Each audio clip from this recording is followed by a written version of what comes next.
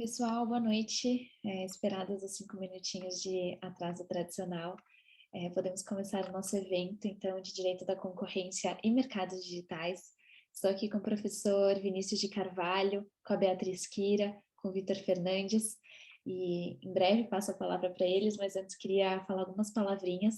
Em primeiro lugar, de agradecimento aos palestrantes e a todos que estão presentes aqui agora de noite, tanto quem integram no SED, quanto convidados externos, quanto espectadores externos nesse nosso evento aberto. Queria primeiro falar um pouquinho do NUCED, que está organizando esse evento. O NUCED é um núcleo de Direito Concorrencial e Economia Digital da USP. É um grupo de estudos que é coordenado pelo professor Vinícius de Carvalho e tem o apoio do IDEC, que é o Instituto Brasileiro de Defesa do Consumidor. E aqui estou representando esses dois chapéus. Então, meu nome é Camila Leite, eu sou advogada no IDEC, na área de telecomunicações e direitos digitais, e eu também sou coordenadora do NUCED, junto com a Marcela Matiuso, com a Luísa Jacobsen e com a Giovana Sampaio. Bem, o NUCED é uma atividade, então, de cultura e extensão da Universidade de São Paulo, que já está no seu quarto ano de atuação. O NUCED trata de temas de mercados digitais. Teve anos que a gente se aprofundou em temas de proteção de dados, de sistema financeiro, e esse ano a gente voltou para o escopo amplo de mercados digitais e a gente resolveu promover esse evento aberto. Então, 1 ou 2 vezes por ano a gente realiza esses eventos sobre o tema que a gente está estudando e a gente abre para o público. Então, até sugiro que vocês acompanhem as nossas redes no LinkedIn, no Facebook, para olharem tanto as oportunidades desses eventos, quanto a oportunidade também de integrar o NUCED. O NUCED inicialmente era aberto só para alunos de graduação da USP e pessoas da sociedade civil, porque um dos nossos objetivos também era formar a sociedade civil organizada em temas de concorrência e mercados digitais, mas a gente está ampliando também o escopo do NUCED para também ser integrado por pessoas da pós-graduação e por gestores públicos. Então, a gente tem tido uma troca muito interessante no grupo, de formação, de conexão e de formação de conhecimento também. E sobre formação de conhecimento, o NUCED tem algumas publicações na plataforma academia.edu. Então, a gente tem publicações sobre a relação de concorrência e a Lei Geral de Proteção de Dados, sobre o Open Banking e a sua relação com o direito da concorrência e do consumidor. E nesse ano a gente tem previsão também de publicar mais materiais sobre o assunto, então acompanhem as publicações do NUCED. E aí, falando um pouquinho sobre o IDEC, então, o IDEC é o Instituto Brasileiro de Defesa do Consumidor, que é uma organização do terceiro setor, sem fins lucrativos, que é independente de partidos políticos, de empresas, e atua em diversas frentes na defesa dos consumidores, de alimentação saudável, de serviços financeiros, de mobilidade, sustentabilidade, saúde, finanças, e uma dessas áreas é telecomunicações e direitos digitais, que se aprofunda, por exemplo, nessas questões de plataformas e mercados digitais. E um dos nossos esforços no IDEC tem sido o aprofundamento nessa área do direito da concorrência. Então, isso tem ocorrido tanto por meio dessa parceria com o SED, quanto por meio de outros projetos. A gente tem uma parceria muito forte também com a Associação Data Privacy Brasil de Pesquisa, que é super renomada no setor. A gente fez um curso no ano passado de capacitação também sobre esse tema e está para publicar um livro sobre antitruste e mercados digitais, está para sair no final desse ano, então também acompanhem isso. E, bem, uma contextualização rápida sobre as entidades envolvidas na organização daqui.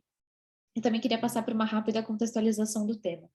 Aqui, pelos nominhos, dá para ver que a gente tem tanto pessoas do NUCED, quanto pessoas que são da área e pessoas também que estão entrando nessa área. Então, acho que cabe uma contextualização rápida antes de passar para os palestrantes. A gente tem visto uma conversa constante no campo, né, sobre a relação, sobre mercados digitais no direito da concorrência, e é um assunto muito complexo que muitas vezes a gente nem consegue ver sobre o aspecto do direito da concorrência. Tem muita complementariedade também com assuntos de direito do consumidor, com proteção de dados, com questões de privacidade.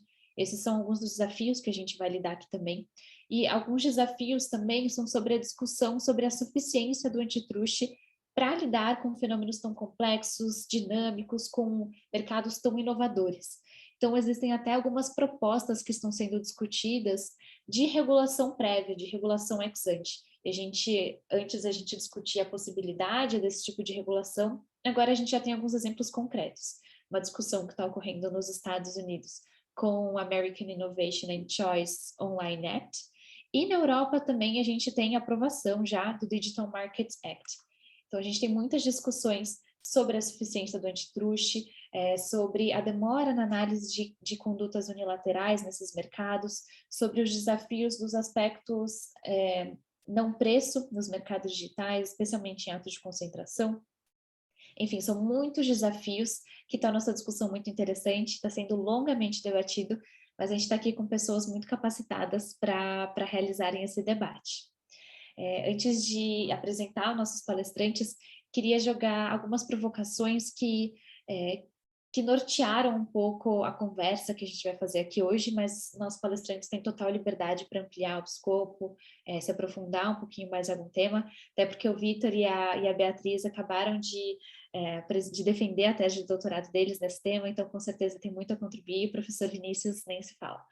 Então, as perguntas que nos nortearam aqui foram especialmente 4 perguntas. A primeira é como o antitruste pode lidar com danos ao consumidor não relacionados a preço, especialmente na forma de qualidade, de inovação e de privacidade. Segundo lugar, se essas propostas regulatórias, como o American Innovation and Choice Online Act e o Digital Markets Act na Europa, se essas propostas regulatórias são boas ou ruins para a inovação nos mercados digitais. Terceira pergunta é como o CAD tem lidado com alegações de privacidade no controle de fusões e se faria sentido rever essa abordagem. Em quarto lugar, se faria sentido a gente ter uma reforma legislativa no direito da concorrência no Brasil. Então, assim, são perguntas complexas, difíceis de serem respondidas de bate-pronto, mas acho que a discussão vai ser muito boa aqui. Bem, de ordem de fala, a gente vai começar com o professor Vinícius, depois a gente passa para o Vitor, depois para a Beatriz, e como a gente não está numa sala que é no formato webinar do Zoom, a gente acabou fechando os microfones e os vídeos, mas a gente queria incentivar que vocês mandassem desde já perguntas por bate-papo, que no final a gente vai selecionar e a gente vai ter um momento de debates. A gente acha esse momento muito enriquecedor, então a gente super incentiva desde já que vocês vão mandando essas perguntas. Então, vou apresentar o professor Vinícius, que dispensa apresentações, mas nunca é demais. O professor Vinícius, ele tem graduação e doutorado pela USP, doutorado também em Direito Comparado pela Universidade Paris I, Panthéon-Sorbonne. Ele é especialista de políticas públicas e gestão governamental. Ele foi especialista de políticas públicas e gestão governamental, secretário de Direito Econômico, presidente do CAD, Yale Greenberg World Fellow, e hoje é professor de Direito Comercial da USP, sócio do escritório VMCA e é meu orientador no mestrado. Então, muita responsabilidade. E coordenador da NUCED também. Então, Vinícius, nos próximos 15 minutos a palavra é sua. Muito obrigada por estar aqui com a gente. Obrigado, Camila. Boa noite a todos e todas. É um prazer estar aqui com vocês hoje, com o Vitor e com a Bia, pessoas que eu acompanho a trajetória já faz bastante tempo, né? E que eu respeito muito o trabalho que eles têm feito. É uma geração nova aí de pessoas que chegam para arejar o direito da concorrência e a regulação econômica. E eu fico muito feliz deles estarem nessa agenda e não só arejar a regulação e a concorrência, como arejar nós mesmos, né, que já sou de uma geração anterior e que cresci no debate de defesa da concorrência e regulação num ambiente pré-economia digital, né? Então, a gente está aqui pré-economia digital e num ambiente muito mais seguro, entre aspas, né? Sobre o debate, a respeito do debate sobre qual a função de uma autoridade de defesa da concorrência, qual a função de uma autoridade regulatória, qual é a função de uma instituição que implementa políticas industriais e coisas desse tipo. A economia industrial, a economia digital, entre outras agendas, como a agenda agora de transição climática, como a agenda relacionada ao combate à desigualdade, principalmente no mundo do trabalho, são agendas emergentes e que demandam uma imbricação muito grande entre essas três grandes formas de intervenção do Estado, né? Política industrial, a regulação e a concorrência. E isso tem gerado uma série de discussões no mundo. Infelizmente, o Brasil está um pouco atrasado nesse debate, na minha visão, né? A gente ainda fica numa discussão, cada um no seu silo, né? O silo da concorrência, o silo da política industrial, o silo da regulação, quando, na verdade, esse debate ele é muito mais, ele demanda uma intersecção muito maior, né? Entre essas agendas. Eu não vou me aprofundar nisso aqui, porque nos 15 minutos que eu tenho, que eu até disse para a Camila que eu ia tentar falar menos, para dar mais espaço para a discussão, eu não, né, se eu entrar nesse debate, eu não paro nunca mais, né? E falando um pouco de economia digital, eu acho que a gente tem que... vou aqui dar um pontapé inicial, tá, Camila? E talvez até deixar as questões que você levantou mais para, de repente, o Vitor e a Bia endereçarem, né? Mas quando a gente está falando de economia digital, a gente está falando de um mercado com determinadas características, né? Plataformas de dois lados, externalidades de rede muito severas, talvez seja a principal característica das plataformas de uma maneira geral. A economia baseada em dados, economia de escala, né, que é algo muito importante nos mercados, decisivo para uma série de características, que fazem com que isso tenha algumas implicações para o desenho desses mercados, né? Uma intensidade de inovação nos modelos de negócio muito grande. E aí, a questão que aparece sempre nessas discussões é qual é o impacto para a defesa da concorrência, por exemplo, dessas características, né? Você tem um impacto, primeiro, para os modelos de negócio, né? E isso é importante a gente colocar digamos, esse intermédio nessa história, porque se a gente não entender como os modelos de negócio se desenvolvem em função dessas características que eu mencionei, algumas delas incentivadas, né, retroalimentadas pelo próprio modelo de negócio, a gente corre um risco de ficar dando murro em ponta de faca, achando que a defesa da concorrência vai cumprir um papel cuja sua dimensão menos substancial, mas mais institucional mesmo, não lhe permite fazer, né? E esse debate sobre a evolução institucional das autoridades é outro debate também bem interessante a ser feito. Bom, a gente tem uma característica que decorre disso tudo, é que na maioria dos mercados na economia digital, você tem uma competição pelo mercado, né?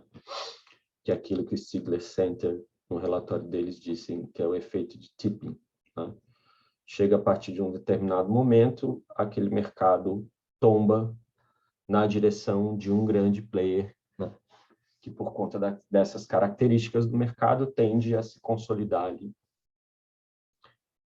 E a grande questão que eu acho que é importante aqui, talvez dois eixos são importantes de se avaliar, é que uma coisa que é óbvia quando você tem uma situação como essa é que ninguém vai dominar aquele mercado, concorrer naquele mercado e tomar market share daquele player que teve, né, first mover advantage, enfim, que foi esse first mover e ganhou essa vantagem competitiva.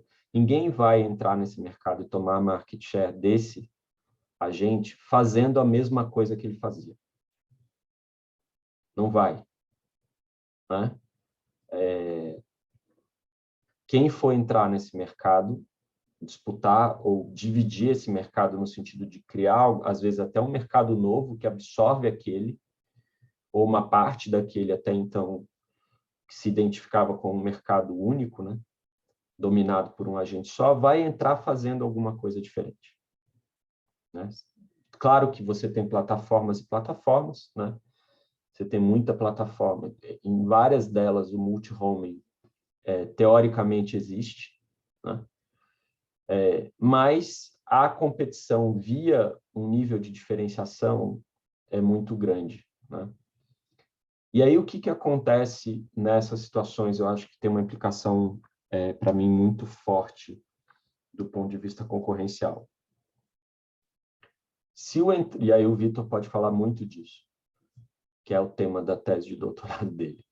Se o entrante, a condição para você ter competição no mercado é você perceber que essa entrada tem que estar garantida potencialmente e não pode ser impedida por nenhum tipo de comportamento do incumbente, né? Isso ganha um valor muito alto. A conduta do incumbente que impede, limita ou de algum modo, né, enfim, impõe restrições à possibilidade de que outros agentes consigam criar algo diferente, né? Não é necessariamente fazer a mesma coisa. Aliás, fazer a mesma coisa, se tiver um outro Google fazendo a mesma coisa que o Google faz, ele não vai ganhar do Google, né? Então, é importante que tenha alguém, essas possibilidades estejam abertas, né? E essas possibilidades, elas decorrem de uma capacidade de inovar, obviamente, né? Não só a capacidade, garantir que as oportunidades de inovação estejam abertas, como garantir que as diferenciações de produto que esse incumbente tente fazer para se manter no mercado, de produto, de serviço, de processo, seja lá o que for, não sejam diferenciações que não tenham a ver com competição no mérito, né? Então, eu vou dar um exemplo para vocês sem falar de nada concreto, mas se a gente discute uma conduta típica unilateral, por exemplo, acordos de exclusividade. O que é você discutir acordos de exclusividade em mercados offline, né? Em mercados de varejo tradicionais e coisas desse tipo? E o que é discutir acordos de mercado, acordos de exclusividade no mundo da economia digital? Será que é um argumento legítimo de diferenciação de produto fazer acordos de exclusividade com aqueles que possam oferecer os seus produtos na minha plataforma? Será que é por aí que a diferenciação de produto vai se dar e vai permitir que um entrante possa fazer algo diferente? Porque quando você faz acordo de exclusividade, você está limitando o acesso a um insumo que aí mesmo que a pessoa faça algo diferente, ela vai precisar ter acesso àquele insumo, né? Então, vamos pensar um exemplo aqui. Vamos pensar se o Airbnb fizesse acordos de exclusividade com as pessoas que querem locar suas casas, né? Ou se o Uber fizesse acordo de exclusividade com os seus motoristas, né? É um tipo de diferenciação de produto que é legítimo ou não nesse mercado, dado que alguém que queira entrar e queira fazer algo diferente da Uber, por exemplo, ou do Airbnb, vai precisar ter acesso àqueles insumos do mesmo jeito, né? Então, esse é um tipo de discussão que, em mercados digitais, ganha características distintas. Um outro debate sobre mercados digitais que eu acho que vai ganhar peso, né? Cada vez mais já está ganhando, e aí leva um debate sobre desenho regulatório muito forte, é o debate sobre as situações em que você tem todas essas características que eu mencionei, né? Misturada com modelos de negócios que acendem uma discussão sobre algum tipo de adicção do consumidor em relação à plataforma, né? Quando a gente analisa mercados, de uma maneira geral, usando o instrumental da economia neoclássica e usando o instrumental baseado na ideia de bem-estar do consumidor, a proxy que se utiliza frequentemente como identidade de bem-estar do consumidor é a ideia de quantidade. A variável é a variável quantidade, não é a variável preço, né? Porque se eu estou vendendo mais quantidade daquele produto, né, porque ou as pessoas estão vendo mais qualidade naquele produto ou porque o preço caiu. E, eventualmente, você pode ter uma associação com mais qualidade e um preço mais alto, né? Então, às vezes, eu aumento o preço do meu produto, reposiciono o meu produto no mercado, invisto em marketing, em publicidade, diferencio o produto, cobro mais caro por aquele produto e vendo mais. Você não pode identificar isso como uma perda de bem-estar para o consumidor, né? O consumidor está vendo mais qualidade ali. Então, essa é a proxy tradicional quando você está usando o instrumental neoclássico e discutindo com base em consumer welfare uma conduta, né? Ou o efeito de um ato de concentração, tanto faz. Quando você tem mercados em que você tem muita assimetria de informação, né? E essa assimetria de informação ela pode ser manejada, né, pelo agente,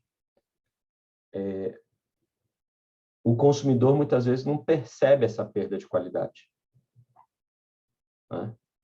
Você tem um preço de ajuste na qualidade, né? Em mercados que o preço é preço zero, e você não consegue identificar a perda de qualidade, né? Em situações em que você tem esse debate sobre economia da atenção, adicção e coisas desse tipo, isso se potencializa, né? Você potencializa, eventualmente, um debate também de economia comportamental, né?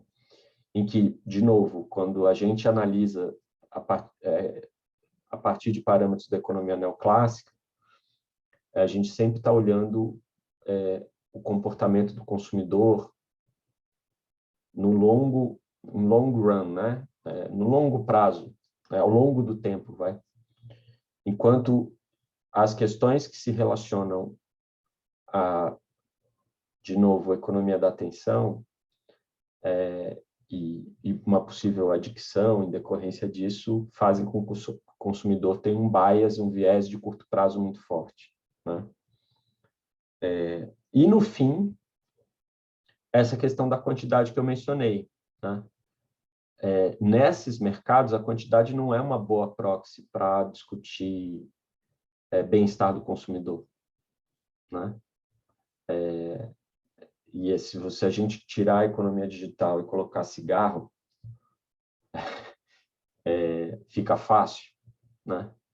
Então, assim, eu não estou defendendo aqui, nem dizendo, acho que é uma discussão muito complexa para quem é formado só em direito da opinião, envolvem questões, inclusive, de neurociência e coisas desse tipo. Eu estou dizendo que, assim, esse é um debate que está acontecendo. E esse debate, ao acontecer e ao ter essas implicações teóricas, que eu não sei se verificam na prática, tem motivado essas discussões e tem motivado o surgimento dessas agendas regulatórias, né? Aqui no Brasil, para concluir, quando eu digo que a gente está atrás nessa discussão, o debate ele aparece muito em torno da agenda de fake news, né? De desinformação. O debate de regulação de plataformas ele aparece muito em torno dessa agenda, né? Ele não aparece em torno de um debate sobre regulação econômica, né? E o risco que a gente corre de não se aprofundar nessa discussão, o risco que a gente corre é basicamente, em um determinado momento, alguém vai dizer a gente precisa regular esses mercados e a gente simplesmente vai pegar o DMA e traduzir para o português brasileiro, né? Porque o português de Portugal já está traduzido, e transformar isso num projeto de lei. E eu acho que a discussão ela exige um pouco mais de maturação da nossa parte, e a gente tem que começar a fazer, né? Porque o debate no Brasil talvez mereça uma atenção diferenciada, né? A gente tem as circunstâncias aqui que sejam diferentes de outros países, outras jurisdições. É isso, pessoal, assim, nesses 15 exatos minutos que eu falei aqui. Acho que eu falei 17, mas enfim. Obrigada, professor Vinícius. É difícil a gente se animar no tema. É muito bom, foi ótimo que você começou falando, porque você deu todo esse panorama, desde as características dos mercados digitais, aos desafios que as autoridades enfrentam e as soluções que estão sendo colocadas e que ainda estão sendo costuradas, né? Ainda está sendo muito lidado na prática. Mas bem, sem mais delongas, vamos avançar para os próximos palestrantes.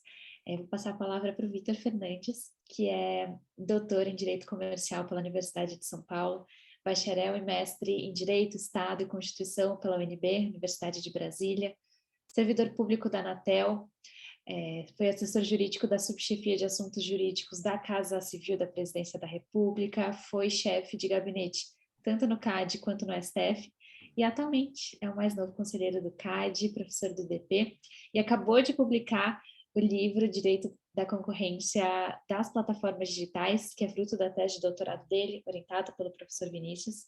Então, fiquem atentos que o livro é quentinho e muito bom, com certeza.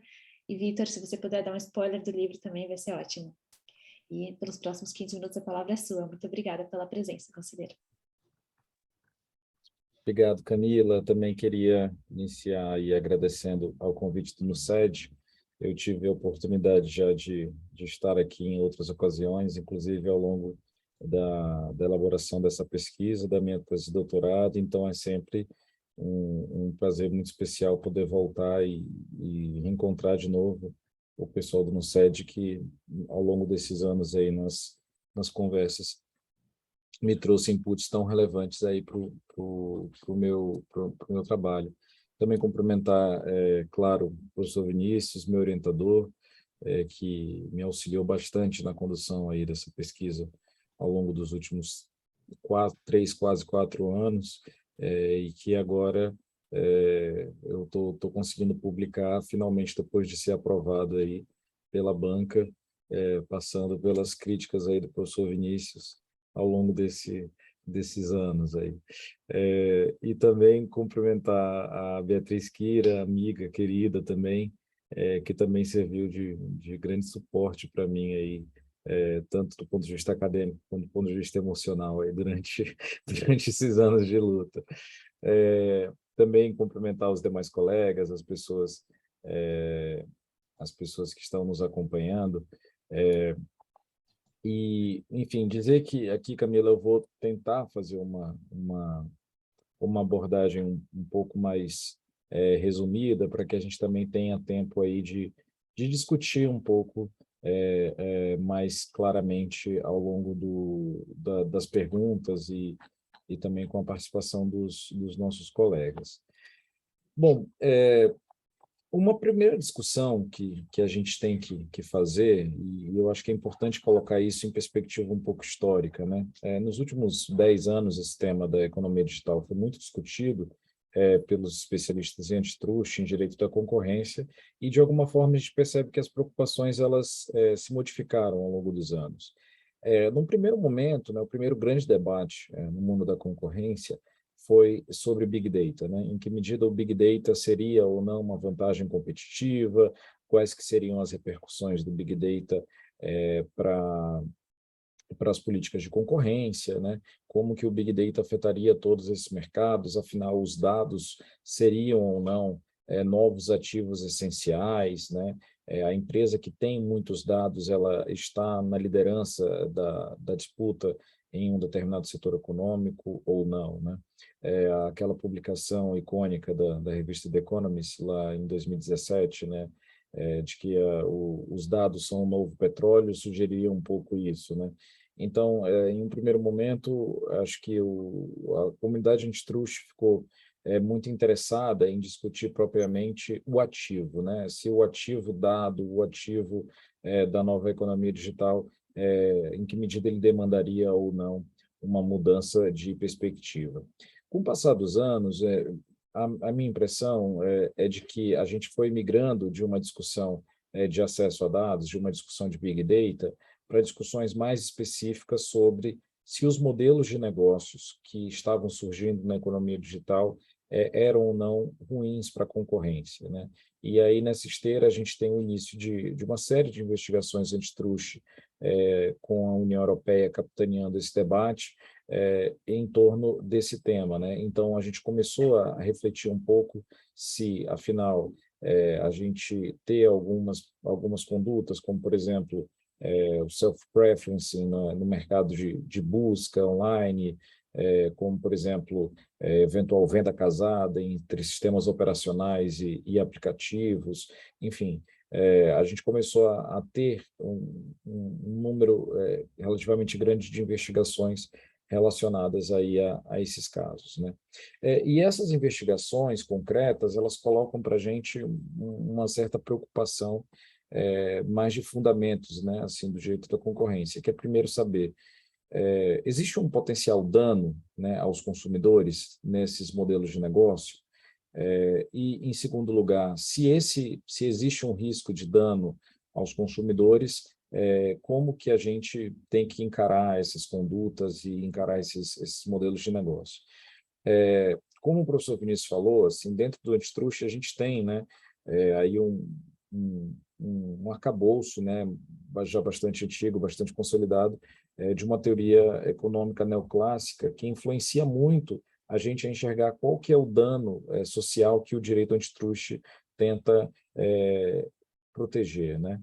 E esse dano antitruste ele é tradicionalmente pensado dentro desse paradigma de bem-estar do consumidor, né? E essa expressão bem-estar do consumidor, ela é muito confusa, né? Ela foi muito criticada quando o Bork usou ela lá na década de 70 e ela traz assim uma polissemia que é muito ruim, inclusive, para a tecnocracia do antitruste. Mas hoje a gente poderia ter uma afirmação de que bem-estar do consumidor é perda de excedente do consumidor dentro de um modelo econômico neoclássico, né? Então, aquilo como o professor Vinícius falou ainda agora, se dentro de um determinado mercado os consumidores eles estão sendo cobrados num preço maior ou o nível de oferta diminuiu, isso são indícios de dano aos consumidores. Mas no mundo da economia digital, a gente tem modelos de negócio de plataformas que, em geral, operam com preço zero. A gente não paga para acessar o Google, a gente, em geral, não paga para acessar o Facebook ou o Twitter ou nenhuma dessas plataformas. Isso quer dizer que não existe dano? A resposta é claramente não. Quais são os danos que no antitruste a gente tenta se preocupar e quais são os danos que estão sendo colocados nessa discussão sobre plataformas digitais? Primeiro lugar, danos à inovação, né? A grande preocupação que está sendo colocada aí na maioria desses relatórios, né, dos relatórios que a gente viu surgir nos últimos anos, é de que os mercados digitais, conforme eles vão se tornando excessivamente concentrados, você tem essa tendência, como o professor Vinícius bem colocou, de tombamento, né, de fechamento de mercado em torno de um agente dominante, e isso vai fazer com que a tendência de surgir novas empresas, surgir inovação naquele mercado se restrinja, né? Então, a gente tem um primeiro dano, que é o dano à possibilidade de inovação. Outro dano que a gente pode ter, né, também que a Bia também pode até tem até bem mais propriedade que eu para falar sobre isso, são eventuais danos à privacidade, né? Quando a gente tem mercados muito concentrados, se a privacidade ou os termos e condições de uso protetivos em relação aos consumidores, se isso é um elemento de concorrência, conforme o mercado vai ficando mais concentrado, a gente pode ter um dano nessa seara. Isso fora outros danos possíveis para a sociedade que podem vir disso, né? O relatório lá do Stiglitz Center, por exemplo, ele fala eventualmente de danos ao jornalismo independente, danos em relação à comunicação e por aí vai. Então, sim, são todos danos que o direito antitruste se importa. Agora, o que eu tentei, né, feita essa breve introdução, assim, o que eu tentei fazer um pouco na minha pesquisa, aí que foi realizada junto com o professor Vinícius, né? Eu tentei, a partir de uma perspectiva um pouco mais, eu diria, talvez um pouco mais convencional, do direito da concorrência, ainda dentro desse standard de bem-estar do consumidor, tentar enxergar como que as autoridades de concorrência podem ou deveriam lidar com abuso de posição dominante, com condutas unilaterais nos mercados digitais, né? E aí a gente tem um grande problema, porque o CAD ele tem uma jurisprudência em matéria de condutas unilaterais, mas essa jurisprudência ela é, claro que muito menos expressiva, né, muito mais restrita do que aquela que a gente tem em condutas colusivas, né? Quando a gente fala dos mercados digitais, algumas dessas condutas unilaterais são muito difíceis de serem compreendidas, né? Existe até uma divisão, né, que é feita, que parece que as condutas unilaterais nos mercados tradicionais têm a ver sobre como os produtos são vendidos. As condutas unilaterais nos mercados digitais, por outro lado, elas têm a ver não sobre como os produtos são vendidos, mas como eles são desenhados propriamente, né? Então, você tem uma discussão de design de produto que torna tudo muito mais complexo. Mas o que eu tentei dentro da minha tese é trazer alguns estándares jurídicos e critérios de licitude para analisar condutas unilaterais em mercados digitais. Isso, claro, considerando a jurisprudência do CAD e a própria teoria econômica que está por trás das explicações sobre concorrência e inovação. E aí, qual que é o grande problema, né? Que essa relação entre concorrência e inovação ela é uma relação muito ambígua, né? O professor Vinícius conhece muito bem essa discussão, mas a gente tem lá, desde o debate da teoria schumpeteriana de inovação, por exemplo, o Schumpeter, ele acreditava que mercados mais concentrados seriam bons para a inovação, né? Porque aí você teria um agente monopolista tendo lucro de monopólio e, a partir disso, ele poderia investir em projetos de pesquisa e desenvolvimento de forma mais expressiva, né? Tem um outro braço da teoria econômica, que é capitaneada pelo Kenneth Arrow, que ele vai dizer justamente o contrário. Não, olha, quanto mais concorrência, melhor para a inovação, porque você lida com o problema dos chamados replacement effects, né? Ou seja, então, quanto mais concorrência, melhor para a inovação. E tem uma grande confusão aí dentro da literatura econômica se mais concorrência, afinal, melhor ou pior para a inovação. E diante dessa controvérsia, parece que as autoridades antitruste, elas, de alguma forma, utilizam esse argumento da inovação, ora para condenar condutas, ora para arquivá-las, né? Então, se a gente pegar o caso do Google Shopping da Comissão Europeia, por exemplo, a decisão da Comissão Europeia fala que a conduta do Google reduziu os incentivos à inovação no mercado de buscas. Isso é utilizado como argumento de condenação. Aqui no Brasil, o mesmíssimo caso, né, foi arquivado pelo CAD em uma votação apertada, né, uma votação por empate, e lá se utilizou que o argumento de que, na verdade, o CAD não deveria condenar porque o Google, o PDL, né, a inovação do Google foi uma inovação pró-competitiva, né? Então, o que eu tentei no meu trabalho foi, de alguma forma, trazer assim, alguns critérios para a gente analisar essas alegações de inovação em casos de condutas unilaterais. E aí, bom, já estou encaminhando aqui, por fim, falar mais 2, 3 minutos para não estourar o tempo, e depois a gente conversa no debate. Mas o que eu acho que é importante ter clareza é de que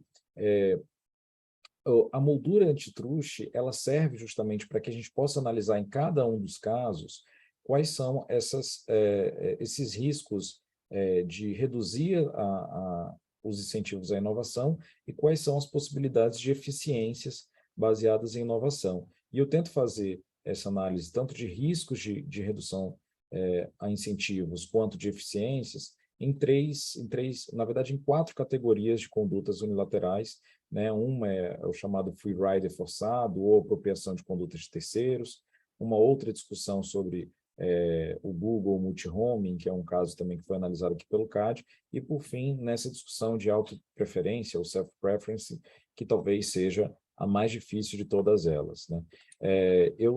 Enfim, não vou passar por cada uma dessas condutas, mas o que eu acho importante discutir até para a gente avançar depois nas perguntas, é de que, no meu modo de ver, não sei qual é a posição que o professor Vinícius tem sobre esse assunto, mas o que eu realmente acredito que a gente precisa avançar nesse tipo de discussão dentro de uma construção de direito da concorrência pelo seguinte motivo.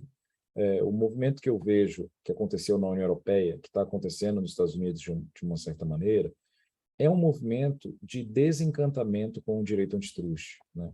E esse desencantamento com o direito antitruste, ele tem tá muito relacionado ao fato de as condutas unilaterais, das investigações antitruste, de condutas unilaterais levadas a cabo pelas autoridades antitruste, terem se tornado excessivamente morosas, demoradas e excessivamente onerosas, né? O custo de você superar um ônus de prova, como, por exemplo, numa investigação como a que a União Europeia enfrentou nos últimos anos, esse custo de demonstrar o dano anticompetitivo com base em uma teoria do dano, com base em uma análise de efeitos, isso tornou as investigações antitruste muito complexas, né? E também muito influenciadas por uma ideia de que o ônus da prova, na maioria das vezes, deveria repousar sobre a própria autoridade, né? Eu considero que esse movimento de regulação, ele de alguma forma foi uma reação a isso, né? Os reguladores começaram a ver o antitruste como uma ferramenta que enfrentava dificuldades para lidar com os mercados digitais, né? E por isso o regime de regulação se coloca. Mas qual que é a grande diferença, né? E aí esse é o debate que eventualmente a gente vai ter na fase de perguntas, é que dentro do campo antitruste a gente tem uma análise que é focada em efeitos e que tem os seus aspectos negativos, mas que também tem como vantagem a precisão de resguardar situações que eventualmente possam proporcionar eficiência, né? E quando a gente fala aqui de eficiência, num debate de inovação, eventualmente até eficiências dinâmicas, não apenas eficiências estáticas. Do outro lado, a gente tem um regime regulatório ex ante, né, como foi desenhado no caso do Digital Markets Act, em que a gente tem a vantagem de ser uma intervenção mais clean, né, uma intervenção, as regras do jogo elas estão definidas de forma muito mais precisa, de forma muito mais clara, mas, por outro lado, a gente pode, eventualmente, estar abrindo mão de situações de eficiência que os modelos de negócio das plataformas tendem a trazer para a gente. Então, eu vejo que hoje esse tema da concorrência nos mercados digitais, a gente está um pouco no âmbito dessa encruzilhada, né, entre ou persistir no modelo de direito da concorrência e confiar ainda na análise caso a caso, ou partir para o modelo de regulação ex ante. Eu, da minha parte, como não propriamente como membro do CAD, mas principalmente como estudante e entusiasta do direito da concorrência, eu considero que se a gente não se preocupar com esse assunto dentro do campo do direito da concorrência, repensando as nossas teorias do dano, trazendo um pouco o nosso conhecimento mais próximo dos avanços da teoria econômica em plataformas digitais, a gente corre o risco de algum momento ser atropelado por um regime de regulação ex ante, né?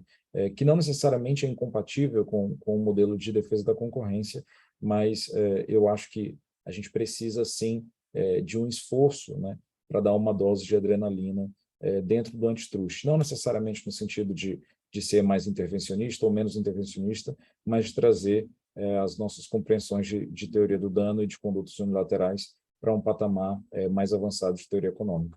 Mas acabei passando aqui 3 minutos, então eu acho que essas minhas contribuições iniciais, Camila. Mais uma vez agradecer aí ao NUCED pelo espaço. Vitor, conselheiro, muito obrigada pela ótima exposição. Você trouxe desde o momento inicial, de quando se começou a ser lidado pela autoridade de concorrência, trouxe o grande marco, que foi o relatório do Stigler, e passou para o momento atual, que é da regulação de plataformas digitais, dessa discussão tão importante. Obrigada por ter feito isso tão bem. Passo, então, a palavra para nossa última palestrante, antes de abrirmos para as questões, e aí também aproveito para incentivar vocês para já irem mandando questões no chat, facilita para a gente também já ter essa organização de vocês irem adiantando as perguntas, mas fiquem à vontade para irem mandando. Mas apresentando a Beatriz Kira, então, a Beatriz, ela é advogada, bacharel e doutora em Direito Econômico pela USP, e é mestre em Ciências Sociais da Internet pela Universidade de Oxford. foi coordenadora de pesquisa do Internet Lab, consultora externa no CAD e atualmente pesquisadora de pós-graduação na Universidade de Oxford, onde pesquisa sobre governança de tecnologias digitais e regulação de poder econômico de empresas de tecnologia. Atualmente, ela também é professora convidada na USP e, assim como o Vitor, assim como o professor Vinícius, é uma super inspiração no tema. Então, Beatriz, super obrigada por estar aqui com a gente, num fuso horário muito diferente do nosso. Então, duplamente obrigada por ter topado estar aqui com a gente essa noite. Muito obrigada, Camila. Obrigada a você e toda a equipe do NUSED pela organização do evento, pelo convite para estar aqui hoje. É, de fato, uma honra e um desafio enorme para mim falar depois do professor Vinícius e do Vitor, pessoas que eu admiro, que estão atuando nessa área de defesa da concorrência há tanto tempo e tem tantas contribuições acadêmicas e também da prática da defesa da concorrência para trazer para o debate. E eu acho que o meu desafio aqui hoje ele é duplo nesse sentido de falar por último no debate. Sempre é difícil, porque muitas das questões já foram abordadas, eu não quero ser repetitiva aqui, mas também falar depois do Vinícius e do Vitor é muito mais desafiante, porque eu acho que eles falaram com propriedade sobre muitos assuntos que são relevantes para esse debate.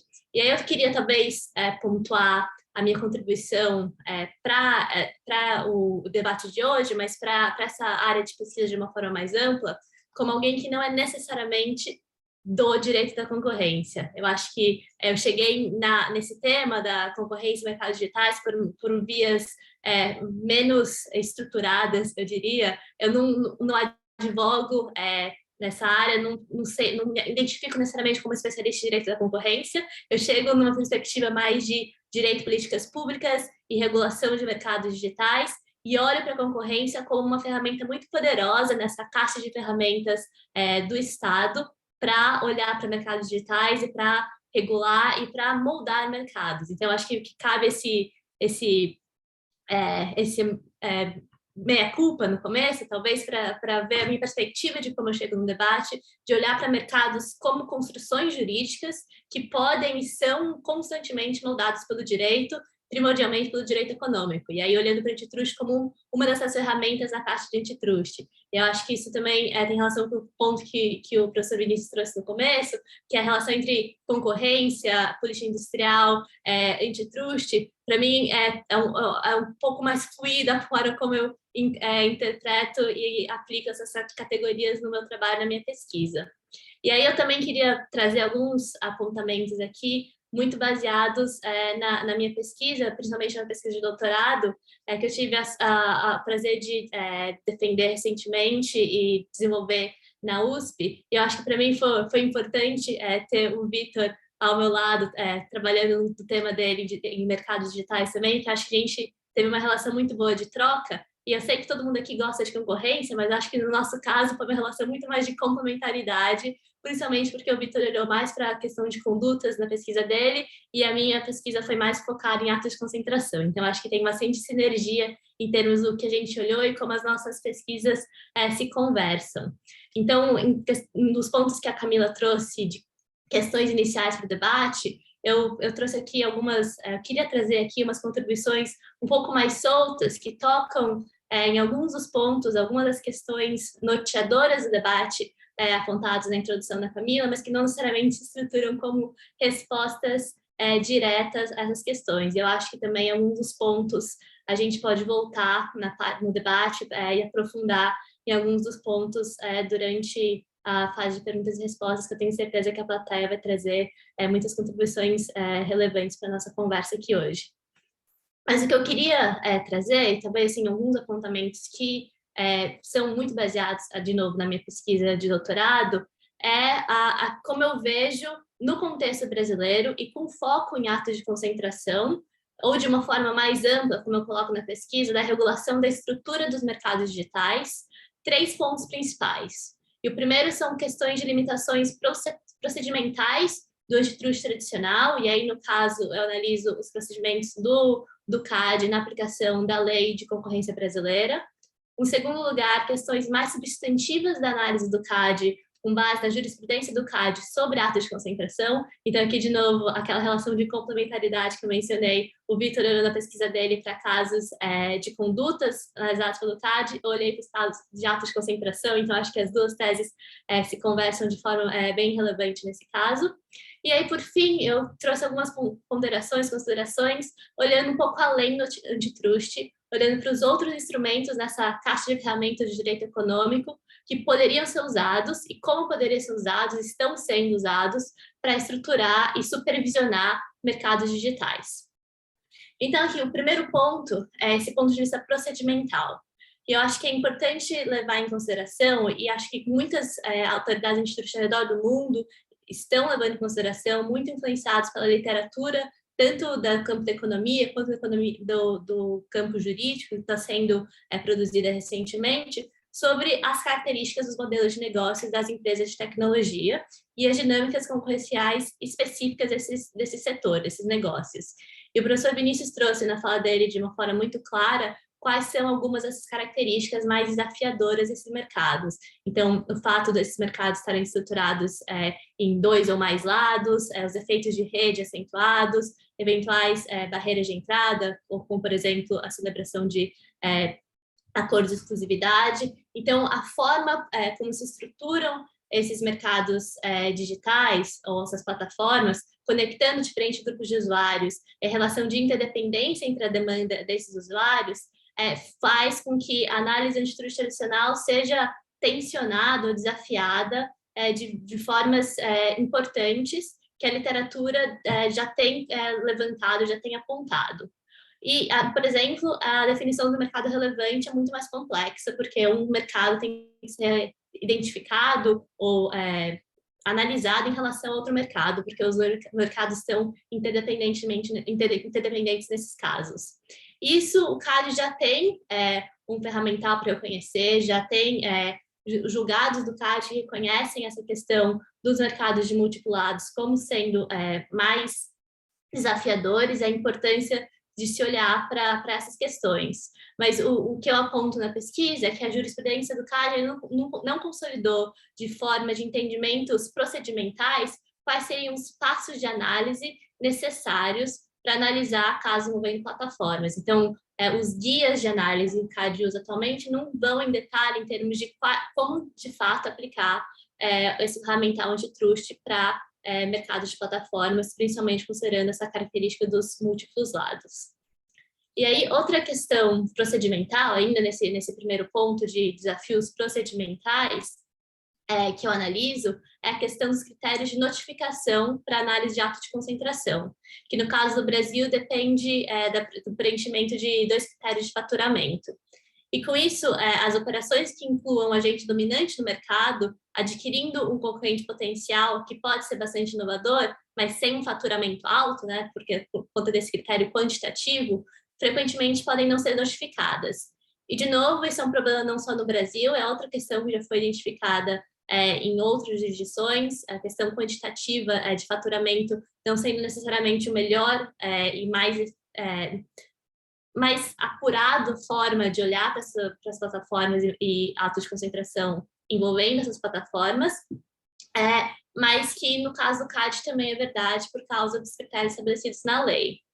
E o que eu estou dizendo com isso é que não necessariamente todas as operações envolvendo plataformas, todos os atos de concentrações devem ser proibidos, mas sim que seria importante e necessário que o CAD tivesse a chance, a oportunidade de analisar tais casos que muitas vezes passam por baixo do radar.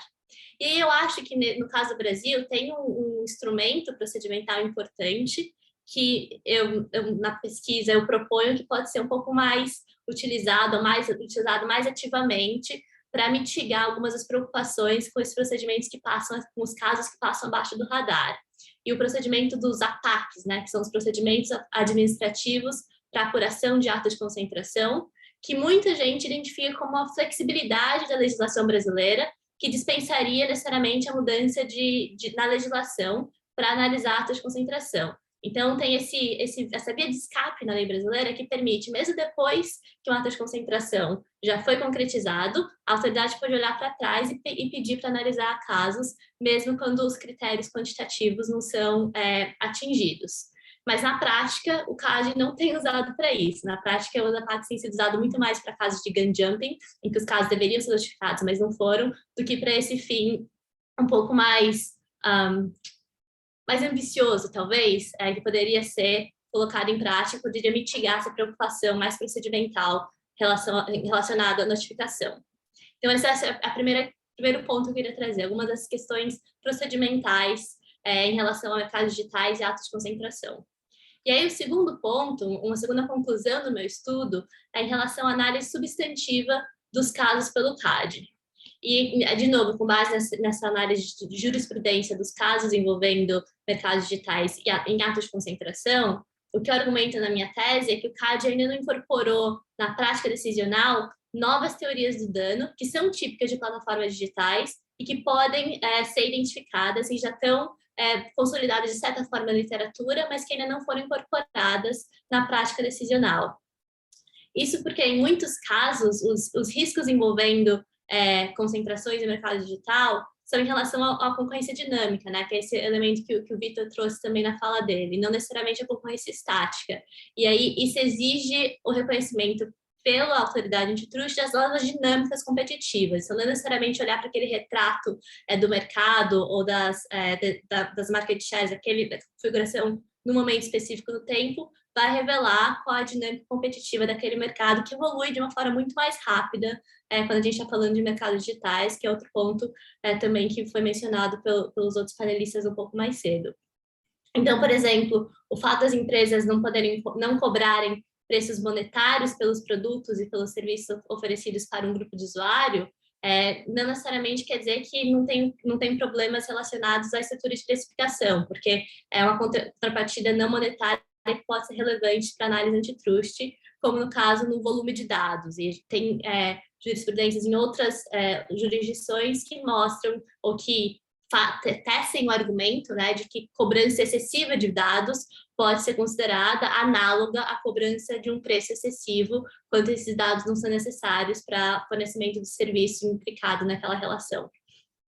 Então, essa é uma questão de incorporação de novas teorias do dano, que, de novo, eu acho que não necessariamente não exigem mudar a lei, que a lei brasileira já é flexível o suficiente, já é focada em efeitos, como o Vitor mencionou, e que esses efeitos podem ser identificados com o refinamento das lentes de análise pelas ferramentas, pelo desenvolvimento de teses novas nos testes aplicados pelo CAD, para novas teorias do dano que são típicas de mercados digitais. E aí, o que eu queria trazer como terceiro ponto, assim, só para finalizar também, porque eu não queria usar necessariamente todo o meu tempo, é um terceiro conjunto de conclusões que vai um pouco além do antitruste, que é um conjunto de indagações, na verdade, de reflexões sobre qual o papel do antitruste tradicional e o que cairia um pouco afora do que tradicionalmente é visto como o papel do antitruste. E eu acho que, por um lado, tem espaço para o CAD ampliar a sua atuação, desenvolver ferramentas de direito concorrencial para supervisionar mais efetivamente os mercados digitais, usando a lei que já existe, e nesse ponto eu concordo com muito o que o Vitor falou no final da fala dele, que não seria o caso de jogar o bebê para fora da banheira junto com a água, sabe? Tem coisas no direito à concorrência que são relevantes, que precisam de trabalho, refinamento e dedicação para, de fato, desenvolver, e a lei brasileira, de novo, acomoda muito essas questões. Mas, por outro lado, eu entendo que há questões em mercados digitais que vão além da promoção da defesa da concorrência e que necessitam e podem ser muito bem complementados por outros tipos de supervisão regulatória, em alguns casos por reguladores setoriais ou horizontais. E aí, nesse caso, quando são áreas em que já existe no ordenamento brasileiro, né, em termos institucionais, atores capazes, tanto em termos de mandato legal, tanto em termos de capacidade da agência para olhar, seria o caso do CAD atuar em parceria com esses outros órgãos e agências, e um exemplo clássico que já é muito trazido, e o CAD inclusive já tem um relacionamento bom, é o caso da Autoridade Nacional de Proteção de Dados, sendo casos relevantes do ponto de vista de proteção de dados, não necessariamente o CAD precisa usurpar uma competência ou olhar para todos os aspectos relacionados a dados, mas trabalhar em parceria com a NPD e criar sinergias no termos das análises dos casos que dizem respeito aos dois órgãos. Historicamente, o CAD já construiu relações institucionais com outros reguladores, tem uma relação construída ao longo do tempo com o Banco Central, por exemplo, e o caso mais recente da atualização dos termos de uso do WhatsApp, que suscitou a recomendação conjunta do CAD, da NPD, da Sinacom e do MPF, é um bom exemplo de como essa cooperação pode ser dada na prática e pode ser evoluída e amadurecida ao longo do tempo. Mas o que eu também queria trazer para o debate é uma questão que também o Vitor trouxe, que é para além da cooperação entre reguladores, tem essa tendência, em termos de regulação de mercados digitais, de formulação de novas propostas legislativas, de novos instrumentos regulatórios que, de alguma forma, dão um bypass no antitruste tradicional, estabelecem outras regras, né, regras prévias ou ex ante, para prevenir e mitigar a concentração de poder econômico nesses mercados digitais. E eu acompanho essas propostas regulatórias, como o American Innovation and Choice Online Act, um nome grande, e o DMA, Digital Markets Act, um nome um pouco mais sucinto. Eu acompanho com muito interesse, tanto do ponto de vista de objeto de estudo, mas também como contribuições legislativas significativas para o campo, que é um campo ainda muito disputado na regulação e concorrência de mercados digitais. Não dá para saber exatamente quais são os efeitos que essas propostas, ou o que já virou lei, no caso do GMA, podem trazer, mas são propostas com a ideia por trás, da minha perspectiva, é bastante interessante. E eu analiso e descrevo essas propostas como híbridos de concorrência e regulação, ou seja, propostas que combinam ferramentas e estratégias regulatórias com instrumentos típicos de defesa da concorrência. São propostas que a Camila mencionou na introdução do evento, que eu tenho chamado, junto com o orientador, professor Diogo Coutinho, de antitruste assimétrico, né? A gente usa muito o termo de assimetria, regras assimétricas e regulação assimétrica no campo da teoria da regulação, mas agora esse ferramental, essa estratégia regulatória está sendo empregada para atingir também objetivos mais tradicionalmente associados à defesa da concorrência, que é a promoção da concorrência e a administração de barreiras à entrada. Então, quando esses dois campos, dois instrumentos típicos do direito econômico se encontram nos mercados digitais, esse antitruste assimétrico é uma forma de modular a intensidade e o rigor das regras de acordo com o porte ou poder de mercado das empresas ou do conglomerado em questão. E aí é interessante ver como o desafio que está envolvido nessa aplicação do antitruste assimétrico é exatamente identificar quais são os critérios, né? Quais são os pressupostos para medir e modular o que vai revelar o que é um ator maior ou menor, com mais ou menor poder de mercado, que deveria ser sujeito a um sarrafo regulatório mais alto ou mais baixo. E acho que esse é um tipo de... uma pergunta empírica, de certa forma, né?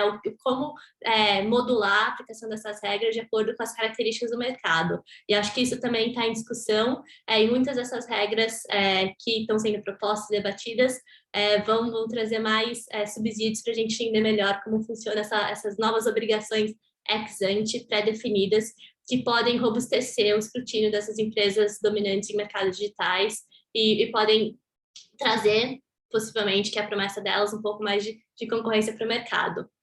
Mas eu vou encerrar aqui também para dar bastante tempo para a gente responder algumas perguntas, mas eu queria de novo finalizar agradecendo o convite pelo NUCED e pela Camila, e eu vou adorar debater com o Vitor, com o Vinícius e com vocês que estão assistindo aqui hoje. Obrigada. Muito obrigada, Beatriz. Essa complementaridade ficou muito clara na sua exposição.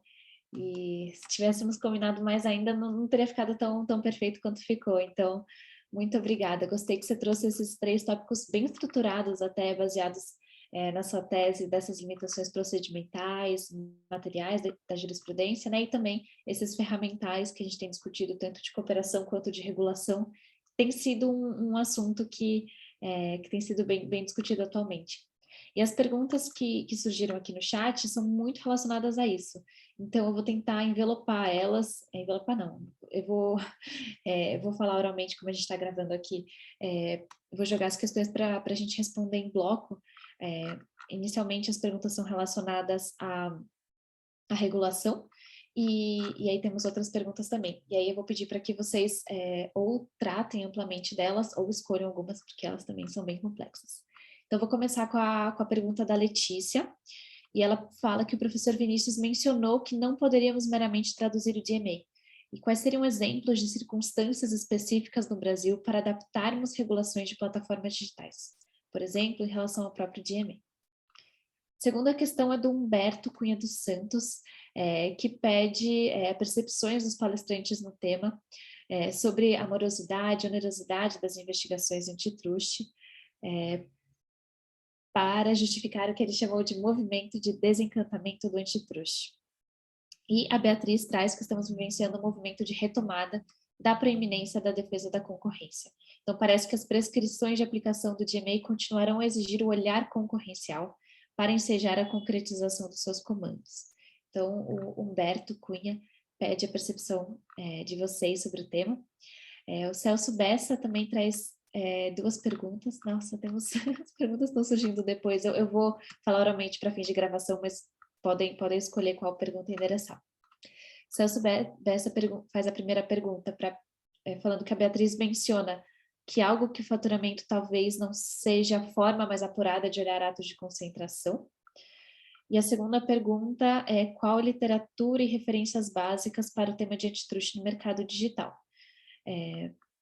especialmente nas questões de teoria de dano, como mencionado pela Beatriz. E por fim, finalizamos com a pergunta da Maísa, que pergunta sobre todas as expectativas instaladas de atuação das autoridades de concorrência. No caso brasileiro, não temos um dever de casa anterior?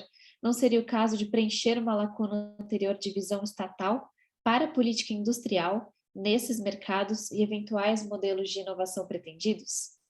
Essas escolhas precedentes não seriam excludentes e vinculantes da orientação antitruste? O Celso corrigiu que a pergunta dele é sobre as alternativas do faturamento em relação aos critérios de ato de concentração. Bem, são perguntas de $1 milhão. Boa sorte aos palestrantes. Eu queria, como a gente está com tempo curto, eu queria indicar que os palestrantes tentassem responder em até uns 4 minutos. Eu sei que é desafiador, então que vocês selecionem.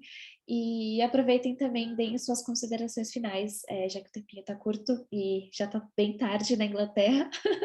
E não quero segurar mais a Bia e todo mundo. Mas queria agradecer desde já, então 4 minutinhos para cada um. Vocês preferem manter a ordem como estava? Vocês preferem uma ordem diferente? Podemos passar a resposta para o Vinícius, professor?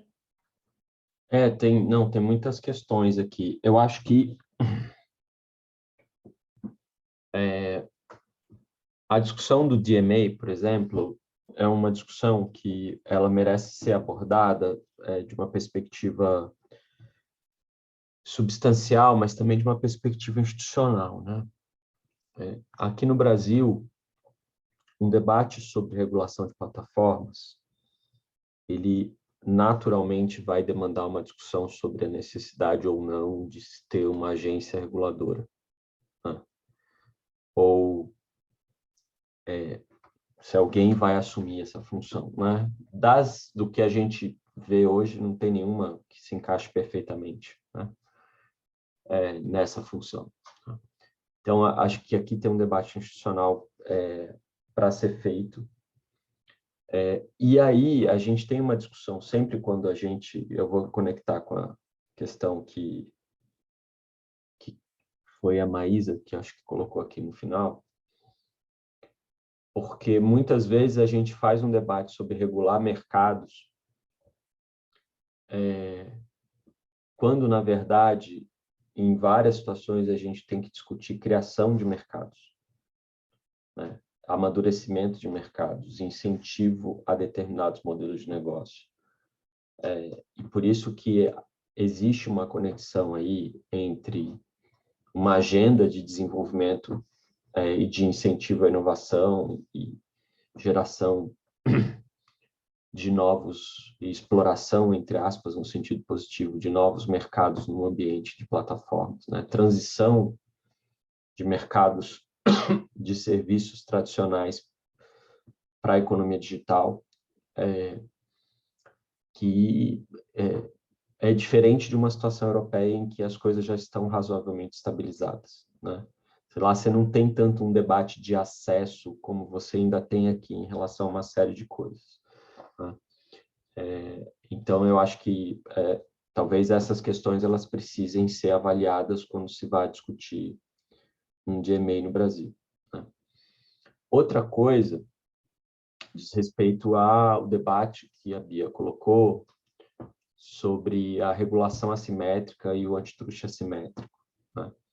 Não é de hoje que a gente tem regulações concorrenciais, né? Tanto agências reguladoras com essa função, como medidas concorrenciais, especificamente, né? Então, você vai lá na Anatel, tem lá o debate, o Vitor conhece mais que eu, de poder de mercado significativo, não é só em telecom que tem, né? Você tem uma série de licitações sendo feitas no Brasil de concessão de serviço no setor portuário, por exemplo, ferroviário e assim por diante, que tem um debate enorme sobre proibições de verticalização, quem pode participar da licitação, quem não pode participar da licitação. Tudo isso é um debate normativo para incentivar a concorrência, né? Supostamente, pelo menos, né? Com esse objetivo como pano de fundo. Tem uma discussão, obviamente, se está fazendo do jeito certo ou não, mas a preocupação ela é uma preocupação concorrencial, né? A diferença para o debate sobre mercados digitais é que nesses outros mercados regulados tradicionalmente, você tem ali estabelecido uma transição lenta e gradual de um modelo de monopólio natural para um modelo de concorrência regulada, incentivada via regulação, certo? E aí você cria, eventualmente, assimetrias regulatórias e coisas desse tipo, né? Que muitas vezes são baseadas nessa ideia de uma característica de poder de mercado. E aí entra essa coisa meio assim, tem 20%, porque o CAD diz que 20%, então se tem 20% aqui, você já não pode mais participar da licitação, quando na verdade, se fosse essa regra, né, pega uma regra que para o CAD é o começo de uma análise de efeito e transforma numa regra PC regulatória. Isso a gente tem em várias regulações. De novo, pode estar certo em algumas situações, em outras não. Quando a gente vai para um debate da economia digital,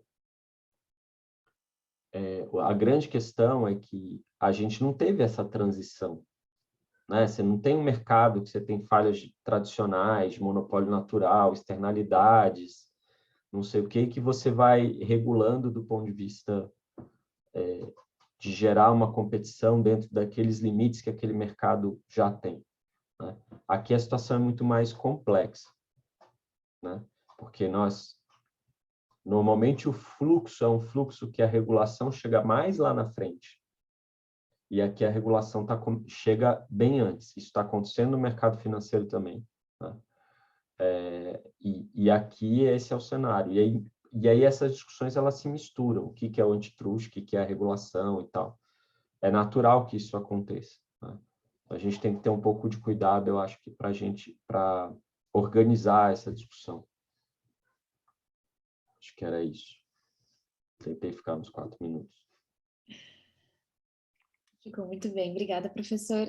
Antes de passar para o Vitor, uma pergunta que eu não tinha lido, peço desculpas. Felipe também provoca se haveria uma questão concorrencial nas práticas de zero rating. Então, se alguém quiser selecionar também essa pergunta, Felipe mencionou, mas Vitor, 4 minutos para, de modo guerreiro, tentar abordar essas questões e dar essas considerações finais. Obrigado, Camila. Não, o que eu queria trazer, assim, um pouco, eu acho que algumas perguntas tangenciaram esse assunto e também fazendo eco aí as falas da Bia, é o seguinte, eu acho que existe um estado ainda um pouco incerto sobre qual é a natureza dessa forma de intervenção estatal, né, para usar a expressão da Bia, qual que é a natureza dessas caixas de ferramentas que a gente está construindo, que estão aparecendo ao redor do mundo em termos de regulação concorrencial. Eu concordo com a Bia que elas são exemplos de regulação assimétrica, né? Como o Vinícius colocou, isso existe em muitos mercados, né? Setor de telecomunicações, isso é bastante tradicional. Os agentes com poder de mercado significativo, eles têm obrigações de oferta, de interconexão e por aí vai. Agora, o que eu acho que, na verdade, não está claro ainda é o seguinte: o Digital Markets Act, ele lá atrás era pensado como um instrumento de reforço das leis de defesa da concorrência. Tanto é que hoje o considerando 10 lá do Digital Markets Act, ele deixa muito claro que o DMA visa complementar o enforcement da lei de defesa da concorrência. Então, a relação é de complementariedade. Agora, o que acontece? A gente não sabe bem se na aplicação das regras, das obrigações regulatórias que estão previstas no DMA, qual que vai ser o âmbito de avaliação que vai ser feito pela Comissão Europeia, pela autoridade. E por quê? Por exemplo, né, eu vou tentar aqui falar bastante rápido, mas se a gente parar para pensar qual que é o procedimento, né, a análise que vai ser feita dentro de um regime do DMA, você vai definir quem são os gatekeepers, depois você vai aplicar aquela obrigação.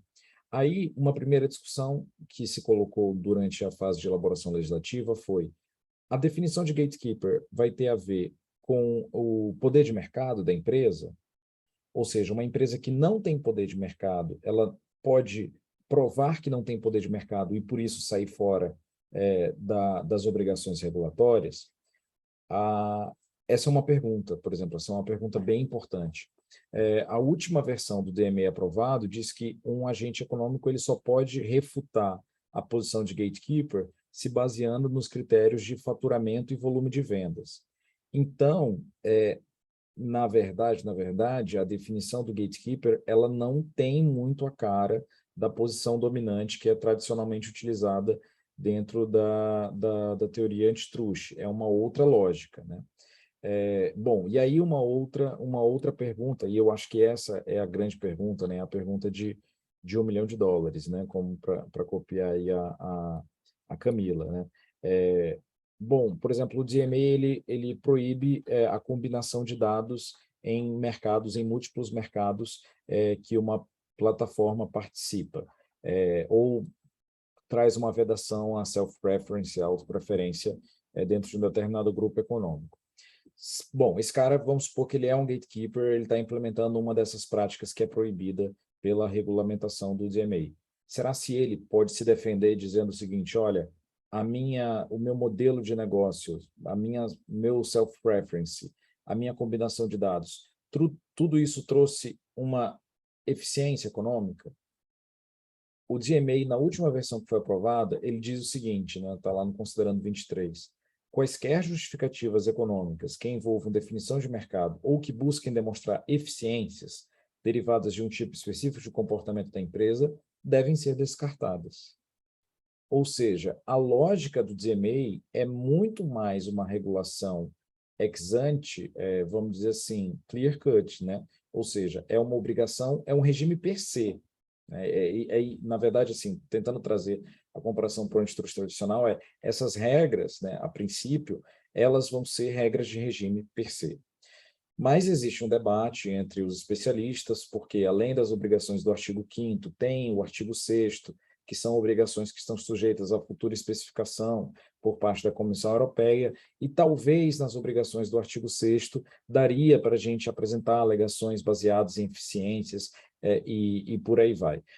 Mas eu acho que, enfim, para resumir aqui, né, já estou estourando meus 4 minutos, mas assim, a Comissão Europeia ainda vai enfrentar o desafio de, nos próximos anos, definir quão permeável o DMA vai ser a alegações baseadas em eficiência econômica.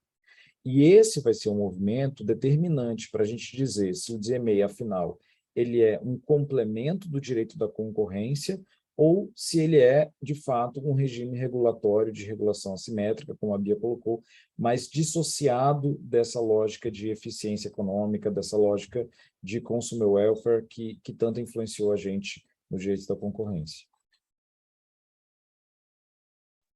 Sensacional, muito obrigada, Vitor. E para finalizar, Beatriz, seus comentários, as questões, suas considerações finais, por favor.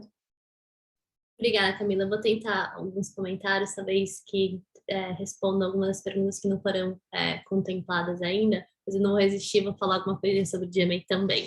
Mas só para começar, uma pergunta, acho que foi do Celso, sobre quais critérios para a notificação de atos de concentração poderiam ser considerados em substituição aos critérios de faturamento, que eu mencionei na minha fala, talvez não sejam os mais adequados necessariamente para casos em que empresas grandes dominantes com faturamento alto estão envolvidas no ato de concentração, como uma empresa pequena, uma startup que não tem faturamento relevante, que não cumprem os critérios quantitativos. E algumas acho que para entender os critérios alternativos, vale talvez pensar um pouquinho sobre quais as preocupações por trás de olhar com mais atenção para esses atos de concentração, né?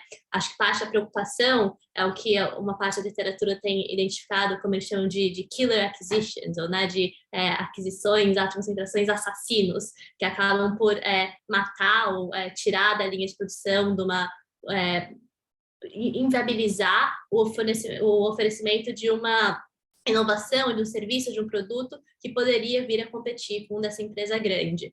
E aí eu acho que, de novo, toca num tema que a gente está discutindo aqui, que é a questão da inovação, né? Poderia haver uma inovação estava em gestação nessa startup, nessa empresa pequena, e aí veio uma empresa maior, com maior poder de mercado, e para impedir uma possível competição, né? Na ideia de competição dinâmica, adquire e acaba com essa inovação, ou incorpora essa inovação em seu produto ou no seu serviço. E aí a ideia de alterar os padrões de notificação dos atos de concentração é tentar abarcar essas situações. Então, talvez algumas propostas possíveis para complementar o critério quantitativo seria ver então, alguma regra mais taxativa, de que todas as empresas que sejam dominantes em determinado mercado deveriam notificar os atos de concentração no que eles estão envolvidos. É claro que isso traria um custo, uma sobrecarga para o órgão que vai analisar os casos, que deveria ser considerado. Também tem critérios baseados no número de usuários ou no tamanho da rede que essas empresas controlam, que poderiam ser usados, ou um histórico de atos de concentração, né? Porque esses killer acquisitions, né, são assassinos em série, muitas vezes, então é mais de um crime que é cometido, é mais de um assassinato. Então você vê quantas empresas com perfil semelhante estão sendo adquiridas no período histórico, para tentar entender se tem essa tendência ou não. Então, eu tinha alguns critérios respondendo a pergunta do Celso. E aí eu sei que eu já passei, por exemplo, provavelmente já falei os 4 minutos, mas só os meus 2 centavos sobre a questão do GMA, eu acho que no Brasil, um ponto que o Vinícius trouxe que é muito relevante é a questão de desenho institucional, né? Que uma regulação como essa proposta na União Europeia, ou a que está em análise nos Estados Unidos, necessariamente exigiria uma figura para fazer a implementação da lei. E a pergunta que a gente tem que se colocar no caso do Brasil é se faria sentido que essa tarefa ficasse no CAD, ou se necessário pensar num novo regulador com novos poderes e novas responsabilidades para olhar e implementar uma lei similar. E se a ideia por trás do GMA, ou a ideia por trás de outras formas de regulação é que contornar questões da concorrência, ou complementar ou sanar questões de enforcement que não estão sendo necessariamente identificados ou sanados pela defesa da concorrência,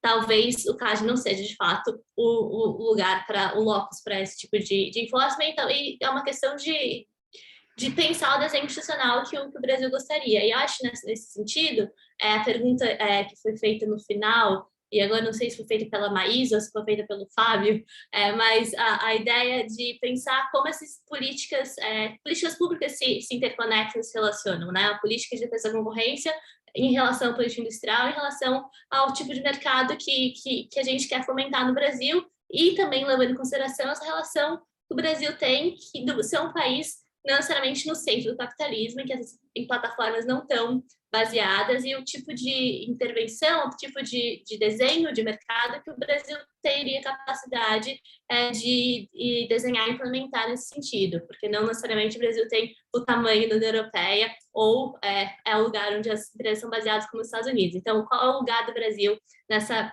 economia política internacional também, para estar discutindo e propondo leis semelhantes ao GMA? Mas esse é só meus comentários finais. De novo, agradecer a todo mundo aqui pelo debate de hoje, foi muito rico. Obrigada. Muito obrigada, Vinícius, Vitor, Beatriz, foi um ótimo debate. Muitas perguntas que surgiram e propositalmente não foram respondidas. Nesse tema a gente não tem muitas definições absolutas, o que é muito bom. E a gente espera que vocês tenham aproveitado esse debate também. Muito obrigada pela presença de todos que nos assistiram, aos nossos palestrantes, foi realmente um prazer. E até a próxima, vou pedir para vocês também acompanharem o SED pelas redes. E boa noite a todas e todos. Obrigada pela presença. Obrigado, pessoal. Obrigado, Tchau. gente. Obrigado de novo. Prazer estar com vocês. Boa noite. Boa noite.